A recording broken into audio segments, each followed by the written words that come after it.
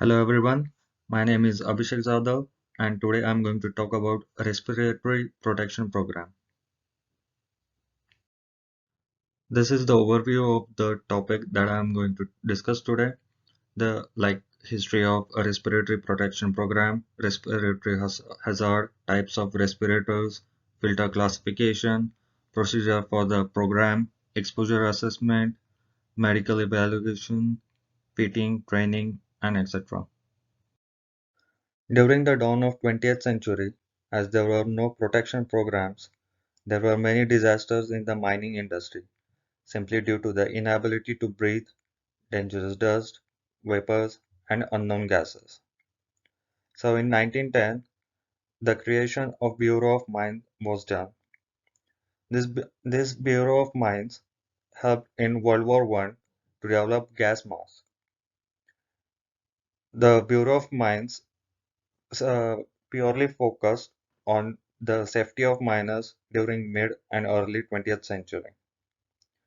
Then later in 1970, OSHA was formed and the general industry standards were reformed. In 1971, the Noise Approval Authority of Respirator was developed. In 1972, OSHA was able to set standards for respiratory protection. The founding of NPPTL, that is National Protective Technology Laboratory, was due to combination of OSHA and noise. Coming to types of respirators, there are two types of respirators. The first one is air purifying respirator. Here, the filter helps to purify the air for the worker. The second one is atmosphere supplying respirator. Here, the cylinder is attached to the worker that the breathable air compressed is supplied to the worker during work. Filtering phase respirator APF10 or also known as N95 mask. These masks are tight fitting.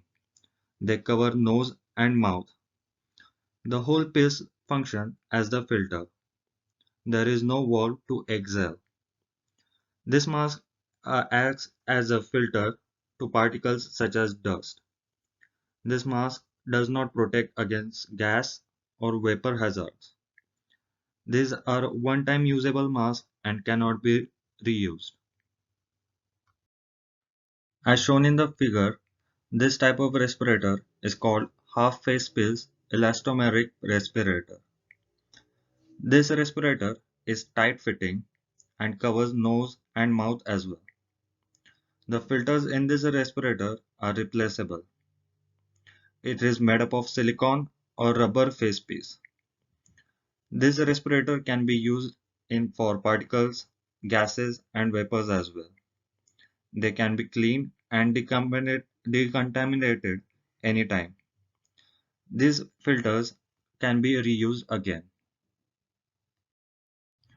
This type of respirator is called full face elastomeric respirator.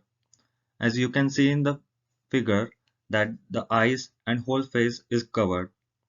This helps to avoid any splashes of chemicals or air fumes. This respirator is tight fitting and purifies air. This respirator is made up of silicone or rubber. The filters in this respirator are replaceable. Full face piece respirator. There are two types of respirator. One is loose fitting and the second one is tight fitting. The loose fitting, it has attached blower and the blower sends the air to the face piece. It does not need face testing. This type of respirator are used by workers with facial hairs. The tight fitting respirator also has a blower that sends air to the worker. But this respirator needs fitting test and it cannot be used by worker with facial hairs. Airline respirator. This respirator has attached cylinder that sends compressed air to the face piece. It supplies clean air for the worker to avoid any damages. It contains a long hose through which the air is supplied.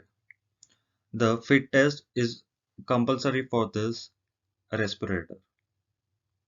As shown in the picture, this respirator is called self-contained breathing apparatus. It provides highest level of protection. Also, the air supplied from the cylinder is compressed breathing air. This requires a fit test. It also covers the user's face, and it is also a type of atmosphere supplying respirator. Basically, there are three types of filter classification: the N type, the R type, and the P type. The N in the N type means not resistant to oil. R means somewhat resistant to oil. The P means strongly resistant to oil, and it is a oil-proof filter. The number beside these types basically represent how much filter and the rating is provided. For example, 95% of particles are removed and are given a 95 rating. For 99%, there is a 99 rating, and for 99.7%, it is a 100 rating. The procedure of a respiratory protection program is developed by OSHA for general industry standard. Every employer must follow a written respiratory protection program that must be established when respiratory protection is needed. It should be include worksite specific procedure covering the following minimum program elements. The first one is selection of proper equipment. The second one is medical evaluation. The third one is fit testing. The fourth one is proper respiratory use during routine. The fifth one is schedule for cleaning. The sixth one is ensure adequate air quality, quantity, and flow of breathing air. The seventh one is training of the employees. And the last one is regular program evaluation for the workers. Now let's talk in detail about the procedures for respiratory program. The exposure assessment is one of the important procedure. This information is used not only to identify the need of respirators, but also to identify the level of protection required. The information is also needed to establish a required change of schedule for chemical cartridge or gas mask respirators. The level of worker exposure are determined by instruments and equipment designed to measure the concentration of air contaminants and oxygen. The analysis should be done to carry out the time-weighted average concentration and when appropriate and compliance with ceiling and short-term exposure limits as well. The selection of proper respiratory equipment is one of the important part in this procedure. The employer must select and provide an appropriate respirator based on the respiratory hazards to which the worker is exposed. The workplace and the user factors also affect the respirator performance and reliability. Select a noise certified respirator that shall be used in compliance with condition of its certification. The employer must identify and evaluate the respiratory hazards in the workplace, including reasonable estimate of employee exposures, and should identify the contaminants in chemical state or physical form. Also, the respirator that will be selected gives sufficient number of models and sizes so that the respirator is acceptable to and correctly fits to the user. Medical evaluation procedure. The employer must provide a medical evaluation to determine employee's ability to use a respirator before fit testing and use in the workplace. The employer must identify a physician to perform medical evaluation using medical questionnaire that is provided by the OSHA. The medical evaluation must obtain the information requested by the questionnaire that is given by the OSHA. The follow-up medical examination is required if employee provides wrong responses to any questions or whose initial medical examination demonstrates the need of follow-up medical examination. There is no annual review required for the medical status of the employee. At minimum, employer must provide additional medical evaluation if there is a change in workplace condition that can increase the psychological burden on an employee, or if the employee informs that that they have some symptoms or dizziness. Respiratory fit testing. Here, before any employee uses any respirator with a negative or positive pressure tight fitting face space, the employee must be fit tested with the same make, model, style, size of the respirator. The employee using tight fitting face respirator must pass appropriate quality fit test that is approved by OSHA. All the OSHA protocols must be followed for this procedure. Respirators with tight-fitting facepiece must not be worn by employees who have facial hairs or any condition that interferes with face-to-face space seal or valve function.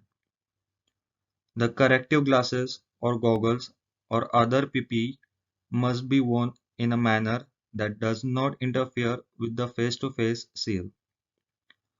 Employee wearing tight-fitting respirators must perform a user seal check each time that they use a respirator du- during this procedure. The employer must provide effective training to employees who are required to use respirators.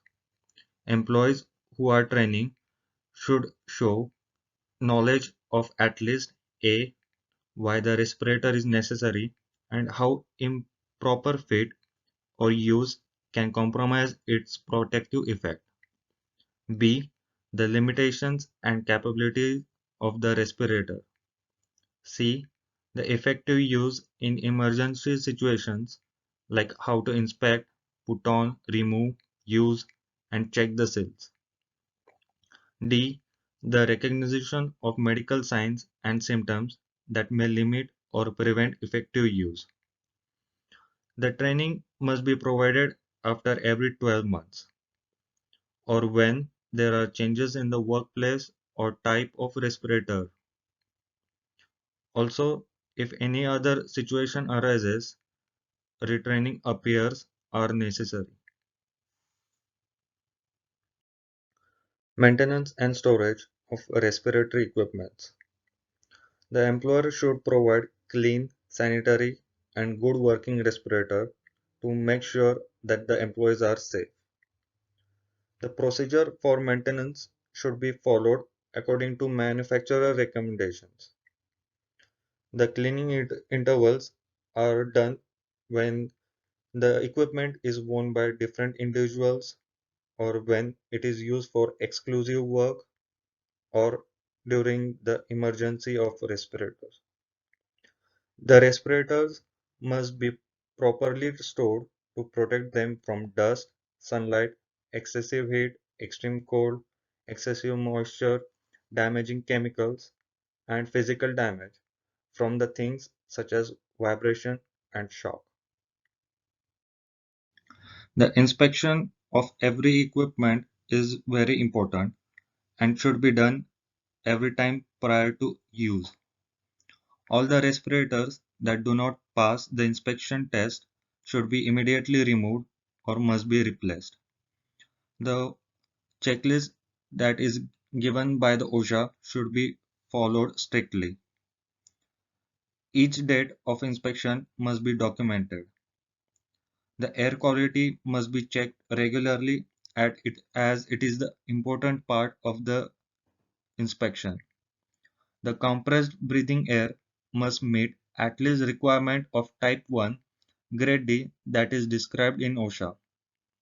The oxygen content should be between 19.5 to 23.5%.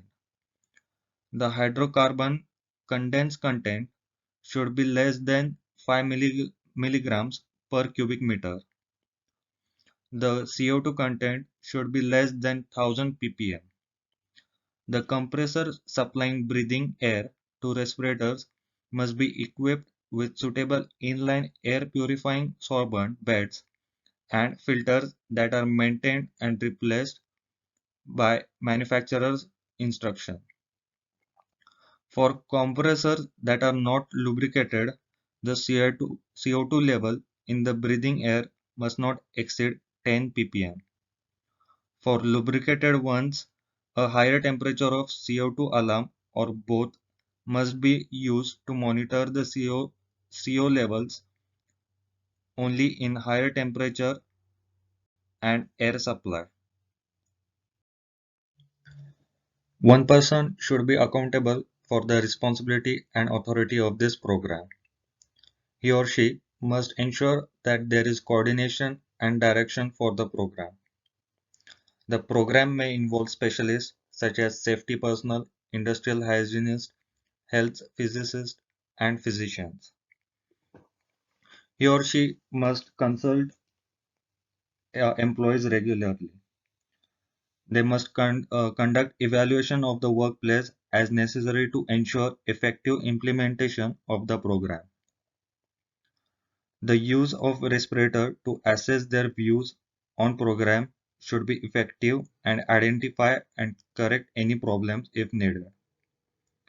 The factors to be assessed includes the respirator fit, the appropriate selection, the proper use, and proper maintenance. Also, it is very important to keep the records, such as records of medical evaluation must be retained and made available for the further use. A record of fit test must be established and retained until the next fit test is administered. Always a written copy of the current program should be kept. The written materials required should should be retained and must be available upon request of any employee or employer. Thank you. This is the end of my presentation. Please free to ask any questions in the discussion part.